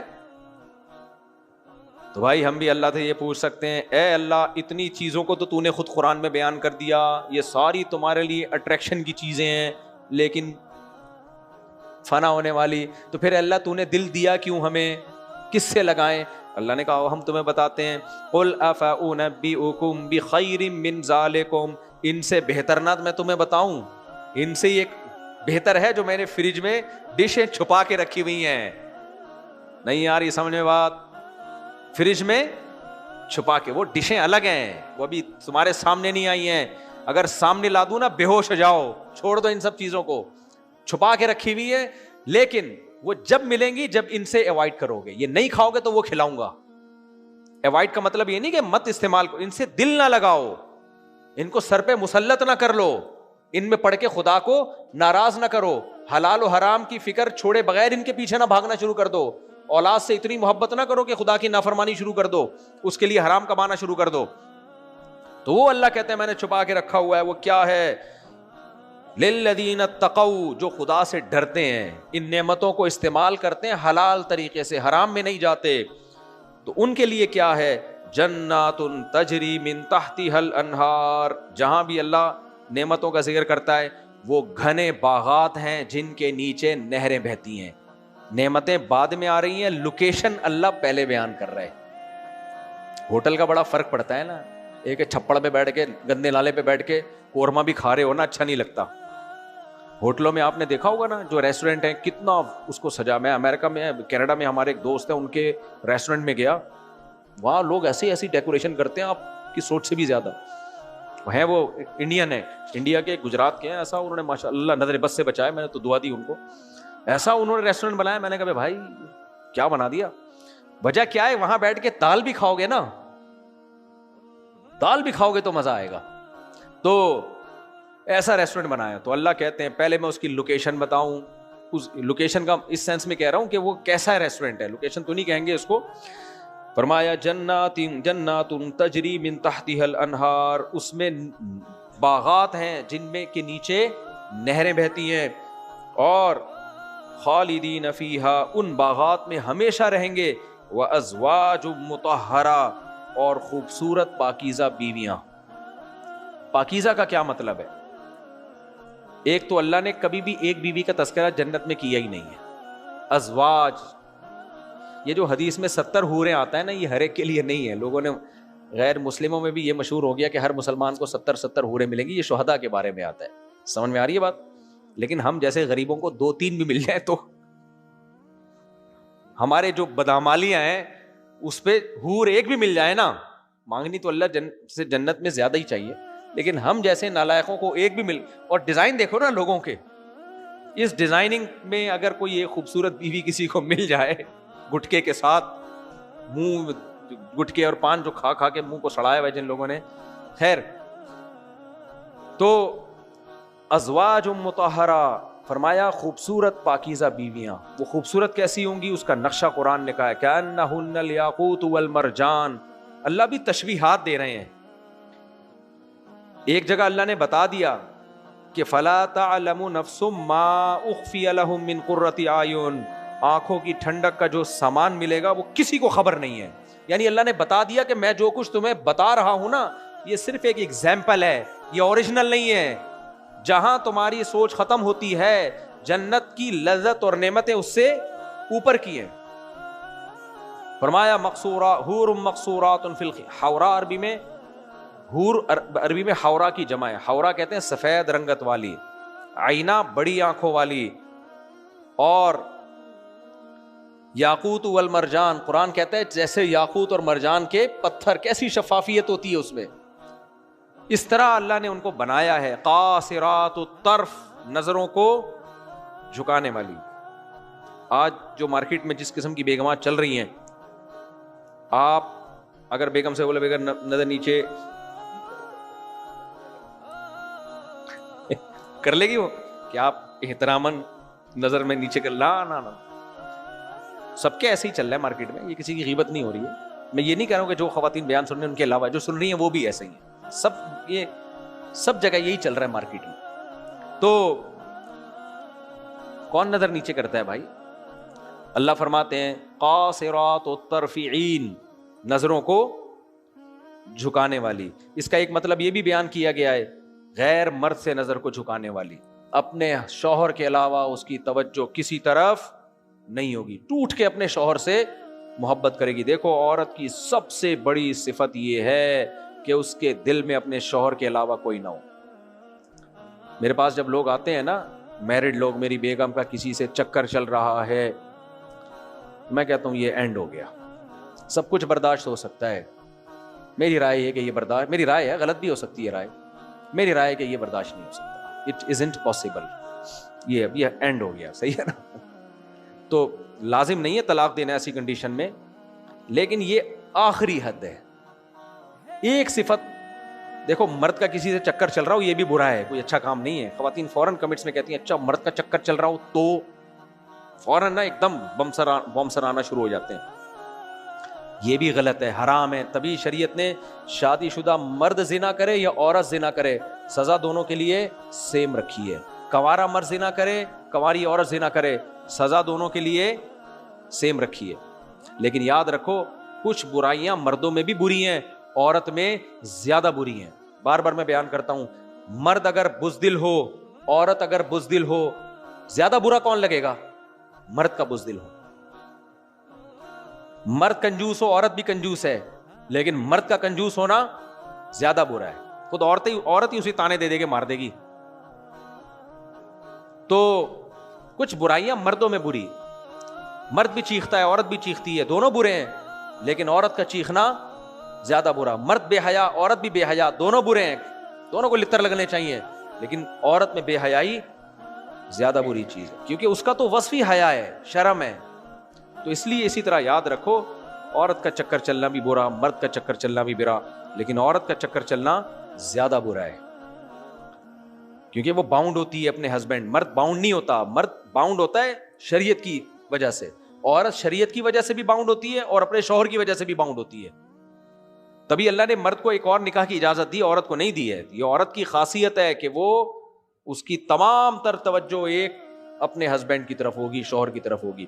خیر خواتین کو غصہ بہت آنے لگے گا یہ باتیں سن کے, میں واپس آ رہا ہوں. ایک دم فل تو کیمرہ نہ توڑ دیں, ایک دم اسکرین توڑ دیں گی زیادہ جوش میں.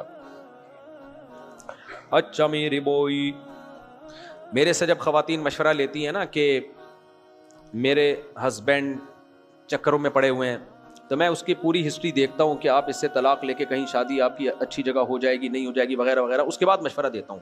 نہ فوراً یہ مشورہ دیتا ہوں کہ ڈیورس لے لو, نہ فوراً یہ مشورہ دیتا ہوں کہ مت لو, بہت اچھی طرح سوچ سمجھ کے. لیکن اگر مجھے پتہ چل جائے وہ کہتے ہیں کہ ہم بیگم کا کہیں اور چکر چل رہا ہے, پھر میں مشورہ کرتا ہوں. مشورہ یہ دیتا ہوں, مشورہ یہ کہ اس سے جان چھڑاؤ. مشورہ کیا ہے؟ ایک دفعہ یہ اعتماد ختم ہو جائے نا بہت مشکل ہے. اور مرد کا چکر چل رہا ہو نا اس میں توبہ کا بہت زیادہ چانس ہوتا ہے. عورت کی حیا جب ختم ہو جائے نا, جس حیا نے اس کو روکا ہوا تھا, میں نہیں سب عورتوں سے بدگمان ہو رہا, بہت سی توبہ کر بھی لیتی ہے لیکن بہت کم امکان ہوتا ہے. 99% چانس یہ ہوتا ہے کہ ابھی یہ ریورس نہیں ہوگی. 1% چانس ہوتا ہے کوئی اللہ والی اور ریورس ہو جائے. خیر آپ لوگ طلاقیں والا کہنا شروع کر دینا, کسی بڑے علماء وغیرہ سے, کوئی بھی کسی کے گھر میں اللہ نہ کرے ایسا کچھ ہو تو مشورہ لے لینا. آگے ہم چلتے ہیں میرے بھائی, جلدی جلدی میں آیتیں مکمل کر لیتا ہوں. اس میں اللہ نے آج جو ہم نے آیتیں پڑھی ان میں 2 زبردست آیتیں ہیں. اللہ نے ہماری کنفیوژن دور کر دی ان آیتوں میں. دیکھو ہر مذہب میں نا, اب مذہب کو فالو کرنے والا کوئی بھی مذہب کا ہو, وہ کہتا ہے میرا مذہب بھی ٹھیک ہے, لیکن ہر آدمی کا اپنا مذہب ہوتا ہے وہ بھی ٹھیک ہے. تو وہ ساری زندگی کنفیوژن میں رہتے ہیں کہ پتہ نہیں ان کا مذہب ٹھیک ہے, ہمارا مذہب ٹھیک ہے, اس کا مذہب ٹھیک ہے, اس کا مذہب ٹھیک ہے. پھر وہ آخر میں فیصلہ کرتے ہیں یار جس کو خدا نے جس مذہب پہ پیدا کر دیا اس کا مذہب ٹھیک ہے. تبھی ان میں آپس میں شادیاں بھی ہوتی ہیں, ہر ایک کی ہوتی ہیں, مسیحیوں کی یہودیوں سے, یہودیوں کی سکھوں سے, سکھوں کی ہندوؤں سے, سب آپس میں ان کے چلتا ہے. اسلام کے بارے میں اللہ نے ان 2 آیتوں میں کلیئر کر دیا جو آج ہم نے پڑھی ہیں. ان الدین عند اللہ الاسلام. اللہ کہتے ہیں کہ دین اللہ کی نظر میں صرف اور صرف اور صرف اسلام, بس دوسرا کوئی آپشن نہیں ہے. اور ایک اور جگہ اللہ نے فرمایا انہی آیتوں میں, وَمَن يَبْتَغِ غَيْرَ الْإِسْلَامِ دِينًا, جو شخص بھی کسی بھی مذہب کا ہو وہ اسلام کے علاوہ کسی اور مذہب کو دین بنائے گا, فَلَن يُقْبَلَ مِنْهُ, ہرگز قبول نہیں کروں گا میں, کچھ بھی ہو جائے. یہ بہانہ نہیں چلے گا کہ میں پیدا ان کے گھر میں ہوا تھا. کنفیوژن دور کر دی کہ نہیں کر دی اللہ نے, کہ انسانیت کے پاس نجات کے لیے, خدا کو خوش کرنے کے لیے اسلام کے سوا کوئی آپشن نہیں ہے. کلیئر ہو گئی بات. بعض باتیں کڑوی ہوتی ہیں لیکن کلیئر ہو جائیں, اچھی کڑوی ہوتی ہیں لیکن کلیئر ہو جائیں. میں جب گیا نا دوسری شادی کے لیے تو میں نے پہلے بتا دیا میں تیسری بھی کروں گا. کڑوی لگی کہ نہیں لگی؟ کیا ایک دم بوکھلا گئے, نیلے پیلے ہو گئے, ہو تمہارا اور کوئی کام نہیں ہے, پاگل, دباؤ یہاں سے نکال دیا. 6 مہینے بعد بولو چلو ٹھیک ہے. کڑوی لگتی ہیں بات باتیں, تو وہ طبیعت پہ بوجھ ہوتی ہیں, لیکن کنفیوژن دور ہو جاتی ہے اس سے. کیا خیال ہے کہ بھائی دیکھ لو اب کیا فیصلہ کرنا ہے. تو ہو سکتا ہے بہت سے غیر مسلم کہیں کہ یار اسلام اتنا سخت ہے, وہ مسلمانوں کے اسلام کے علاوہ کسی مذہب کو درست ہی نہیں کہتا, ہم تو پھر پیدا کیوں ہوئے کسی اور مذہب کے گھر میں, اسلام ایسا, اللہ ایسا ظالم. آپ بولتے رہو, لیکن کلیئر کر دیا اسلام نے کہ اسلام یہی کہہ رہا ہے کہ اسلام کے علاوہ کسی اور مذہب کو اختیار کرنے کا آپ کے پاس آپشن نہیں ہے. کر لو دنیا میں, لا اکراہ فی الدین, زبردستی نہیں ہے. جو ہندو ہے بن جائے ہندو, جو عیسائی ہے مسیحی ہے مسیحی رہے, یہودی یہودی رہے, سکھ سکھ رہے, سارے مذہب والے اپنے مذہب کو فالو کریں. لا اکراہ, اسلام زبردستی کی اجازت نہیں دیتا کہ کوئی مسلمان کسی کو جا کے زبردستی مسلمان بنائے. نہ نہ نہ, ہر شخص اپنے مذہب میں آزاد. لیکن اللہ نے کہہ دیا کہ اللہ کی نظر میں صرف اسلام برحق ہے, اور جس نے اسلام کے سوا کسی مذہب کو فالو کیا یہ سوچ کر کہ میں اس مذہب کے گھر میں پیدا ہوا ہوں, وَهُوَ فِي الْآخِرَةِ مِنَ الْخَاسِرِينَ, دنیا میں اسلام تمہیں کچھ نہیں کہہ رہا, آخرت میں برباد ہو گئے. آخرت میں یہ عذر نہیں چلے گا. دونوں چیزیں بیلنس کر دی نا اسلام نے. کیا خیال ہے؟ ہر شخص کو اپنے مذہب پہ چلنے کی آسانی بھی دے دی, اچھا سلوک کا بھی حکم دے دیا. آپ ہندوؤں سے اچھا سلوک کریں, آپ مسیحیوں سے اچھا سلوک کریں, ہر ایک کو گلے لگائیں, سبحان اللہ. لیکن جب وہ آپ سے پوچھیں کہ کیا میں اپنے مذہب پہ چلتے ہوئے جنت میں جا سکتا ہوں, اسلام کہتا ہے کہ آپ نے اس کو کلیئر بات کرنی ہے کہ اللہ کا دین دنیا میں صرف ایک ہے, اسلام. اور دنیا میں تو ہمیں تمہیں سے حکم ہے اچھا سلوک کریں, تمہارے ساتھ صلہ رحمی کریں, دوستی یاری. آخرت میں اللہ کبھی بھی تمہیں کامیاب نہیں کرے گا. اناؤنسمنٹ ہو چکی ہے. دنیا میں اس لیے اللہ پنپنے دے رہا ہے سب کو, دنیا ایگزامینیشن ہال ہے. ایگزامینیشن ہال میں کوئی پرچہ انگلش میں حل کرے یا فارسی لکھ کے آ جائے یا شعر و شاعری لکھ کے آ جائے, یا یہ کہے کہ میرے ابا نے چونکہ مجھے یہ والا پرچہ دیا تھا, پیپر فزکس کا ہے, اور آپ کہیں میرے ابا چونکہ مجھے میتھ کا پیپر پکڑا کے گئے تھے, میں ابا کی بات کو فالو کروں گا. ایگزامینر آپ کو کچھ کہے گا؟ دیکھو ایگزام میں پیپر آیا آپ کے سامنے جو حکومت نے بنا کے دیا تھا, انٹر کے امتحان ہو رہے تھے, حکومت نے ایک پیپر دے دیا, کیمسٹری کا پیپر آ گیا آپ کے سامنے, حکومت نے کہا آج کیمسٹری کا پیپر ہے. آپ نے کہا چونکہ میرے ابا فزکس کے ماہر تھے اور وہ مجھے فزکس پڑھا کر گئے ہیں, اور میری جیب میں جو انہوں نے پرچہ حل کر کے دیا وہ بھی فزکس کا ہے, میں وہ حل کروں گا. کر لیں آپ. ایگزامینر جو ہے اس کی صحت پہ کوئی اثر نہیں پڑے گا, لیکن جب رزلٹ اناؤنس ہوگا تو اس بیس پہ آپ کو پاس نہیں کیا جائے گا کہ آپ کی جیب سے پیپر وہ نکلا تھا چونکہ آپ کے ابا نے وہ حل کیا تھا یا آپ کے ابا فزکس میں ماہر تھے. ایگزامینر یہ کہے گا کہ تمہارے ابا سے میرا کوئی لینا دینا نہیں ہے, گورنمنٹ نے جو پیپر دیا تھا, حکومت کو یہ اتھارٹی ہے کہ کون سے پیپر پہ کامیابی ہے اور کون سے پیپر پہ ناکامی. تو یہ اتھارٹی خدا کے پاس ہے جس نے ہمیں بنایا کہ کون سا دین برحق اور کون سا غلط. تو اللہ نے کہا صرف اور صرف اسلام برحق. وَمَن يَبْتَغِ غَيْرَ الْإِسْلَامِ دِينًا, اسلام کے سوا کسی مذہب کو فالو کرو گے فی الآخرۃ من الخاسرین, آخرت میں تباہ و برباد ہو جاؤ گے, آخرت میں ایکسیپٹیبل نہیں ہے. اور اس بیس پہ کہ میرے باپ دادا کا دین تھا تو اللہ نے جواب دیا اولو کان آباؤہم لا یعقلون شیئا ولا یہتدون, تمہارے باپ دادا اگر غلط دین پہ چل رہے ہیں تو تم بھی غلط دین پہ چلو گے. تمہارے باپ دادا سے بھی تو سوال ہوگا اس دین پہ کیوں چلے, وہ کہیں گے ہمارے باپ دادا چل رہے تھے. ان کے باپ دادا سے سوال ہوگا کیوں چلے, وہ کہیں گے ہمارے باپ دادا چل رہے تھے. ایک مسیحی نے مجھے کہا کہ ہم اس لیے مسیحی مذہب فالو کرتے ہیں کہ ہمارے والدین کا مذہب عیسائیت. میں نے کہا بھائی اس بیس پہ اگر تو پھر ہندو مذہب کو فالو کرتا ہے, دوسرے مذہب کو فالو کرتے ہیں. میں نے کہا بھائی کوئی آدمی ایماندار کے گھر میں پیدا ہو جائے اور کوئی آدمی کسی کرمنل کے گھر میں پیدا ہو جائے تو کیا کرمنل کرائم اس کے لیے اس بیس پہ جائز ہو جاتے ہیں کہ والدین سارے کرمنل تھے؟ والدین صحیح تھے تو آپ ٹھیک ہیں, والدین غلط تھے تو ان کی بات کو فالو کرنا غلط. تو یہ اہم بات نہیں ہے کہ آپ کس گھر میں پیدا ہوئے ہیں, اہم مسئلہ یہ ہے کہ آپ جس مذہب کو فالو کر رہے ہیں اس کے برحق ہونے کی آپ کے پاس دلیل کیا ہے. تو بس یہ 2-3 آیتیں پڑھ کے میں درس کو ختم کرتا ہوں. تو اللہ نے یہ 2 آیتیں بہت اہم, وَمَن يَبْتَغِ غَيْرَ الْإِسْلَامِ دِينًا فَلَن يُقْبَلَ مِنْهُ. قرآن کہتے ہیں اسلام کے سوا کوئی بھی دین اختیار کرو گے قابل قبول نہیں ہوگا. بس آخری آیت, پھر اللہ تعالیٰ نے حضرت مسیح علیہ السلام کی پیدائش کا پورا مرحلہ بیان کیا, کیسے مریم کو جبریل نے آ کے خوشخبری سنائی. بڑا دلچسپ واقعہ ہے لیکن وقت ہمارا بہت زیادہ ہو گیا ہے. اور آخری آیت, بس آخری آیت یہ, ما کان لبشر ان یؤتیہ اللہ الکتاب والحکمہ. اللہ کہتے ہیں کسی بشر میں یہ مجال نہیں ہے کہ اللہ اسے کتاب دے اور حکمت کا علم دے اور پھر وہ لوگوں کو اللہ کو چھڑوا کے اپنی عبادت کروانا شروع کر دے. آج پیر پرستی ہے یا نہیں ہے؟ اللہ کو چھوڑا ہوا ہے, پیروں کے پیچھے پڑے ہوئے ہیں. تو یہ خود اس پیر کے 2 نمبر ہونے کی علامت ہے. جو اللہ والا ہوگا وہ آپ کو اللہ سے جوڑے گا. تو اللہ کہتے ہیں مسیحیوں سے خطاب ہے کہ مسیح علیہ السلام اللہ کے پیغمبر تھے. یہ کیسے ہو سکتا ہے وہ تمہیں اللہ کی عبادت سے ہٹا کے اپنی عبادت پہ لگا دیں؟ یہ کیسے ہو سکتا ہے؟ ایک ابھی غیر مسلم امریکہ میں نا مسلمان ہوا تھا, مجھے وہیں کے لوگوں نے بتایا. وہ جب مسلمان ہوا تو مسلمانوں میں کسی بدعتی طبقے میں جا کے بیٹھنا شروع کر دیا. اس کو بیچارے کو پتہ ہی نہیں چلا کہ کون صحیح ہے کون غلط. تو وہ آ کے کہنے لگا کہ یار میں نے تو عیسائیت اس لیے چھوڑی تھی کہ وہ اللہ کا تو نام لیتے ہی نہیں ہے, مسیح علیہ السلام ہی کو سب کچھ بنایا ہوا ہے.